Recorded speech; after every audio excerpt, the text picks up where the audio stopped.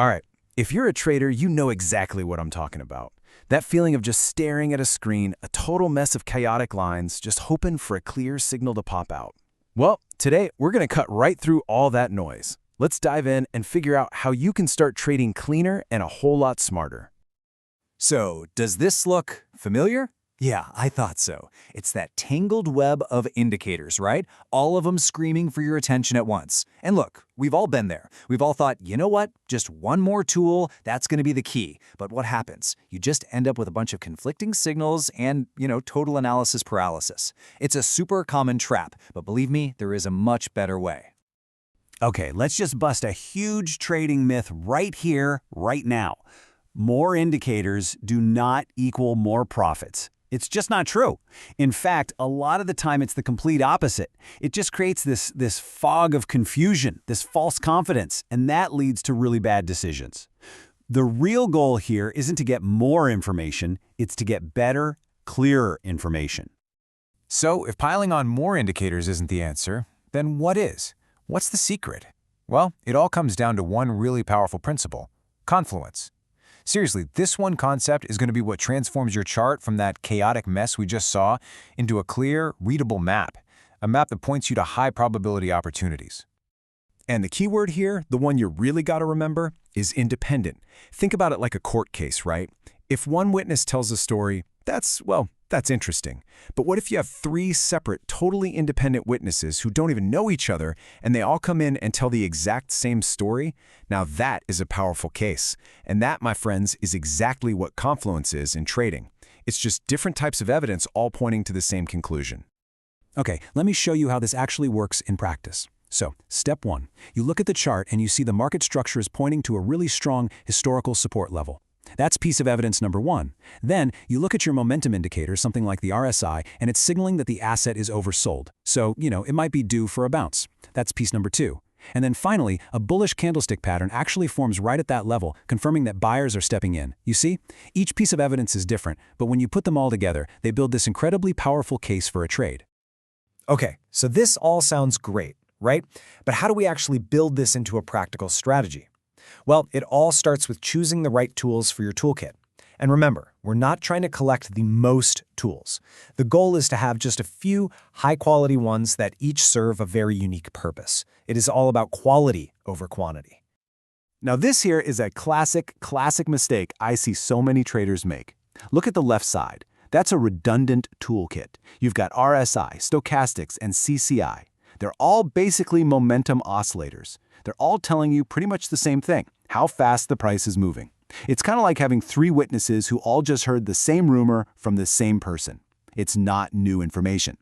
Now look at the right. That's a complementary toolkit. A moving average tells you the trend. The MACD tracks momentum. Bollinger Bands measure volatility. See the difference? Each one gives you a unique piece of the puzzle. So what you're really trying to do is build a dream team of indicator specialists. You want one for trend direction, another for momentum or speed, one for volatility, and another one for conviction or volume. This table right here, this is your guide. Seriously, go ahead and screenshot this right now. Think of it as your cheat sheet for building a really powerful, non-redundant trading strategy. But look, even with the absolute perfect toolkit, there is one rule that stands above everything else. It is the ultimate source of truth in the market, and you have to get this right. So let's get into it. I really want you to let this sink in for a second. Every single indicator on your chart, where does it come from? It's calculated from one thing and one thing only: price. That means they are just a reflection of what price has already done. They are lagging. Indicators follow, they do not lead. And that's exactly why price action, what the price itself is doing, has to be your final, absolute confirmation before you ever pull the trigger on a trade. Let's walk through another high probability setup so you can see what I mean. Okay, so maybe an indicator like the RSI is showing a bullish divergence. That's a great hint, right? It's telling you that a downward trend might be losing steam. But, and this is the important part, we do not act yet. We wait. We wait for price to confirm it. So first, we need to see the price actually break a key resistance level. Then, we look for a strong bullish candlestick pattern to show that buyers are actually interested. And finally, a big surge in volume tells us that the big money, the big players, are backing this move. You see, the indicator gave us the hint, but it was price that gave us the green light to go. All right, So we've covered the main principle, we've talked about the tools, and we've nailed down that golden rule of confirmation. Now let's tie this whole thing together into a practical framework you can use for smarter and, hopefully, more profitable trading. Okay, before we wrap this up, let's quickly cover some common pitfalls, things you really need to avoid. First up, stop using the default settings. You need to tune your indicators to the specific asset and time frame you're trading. Second, and we've said this a lot, never, ever blindly follow a signal without confirmation from price. Third, you've got to learn to spot divergence. It can be an incredibly powerful early warning of a big trend change. And last but not least, avoid over-optimization. That's when you tweak your settings so they work perfectly on past data, but guess what? It's going to fail in the future, because the market is always changing. You know, when it's all said and done, it really just comes down to this one golden rule. Simplicity is clarity. That's it. Limit your chart to just 2, maybe 3 truly complementary indicators that you know inside and out. Your job is to master your tools, not just collect them. That is the real path to building confidence and consistency in your trading. So, the power is now in your hands. It's up to you. And I'll leave you with this question.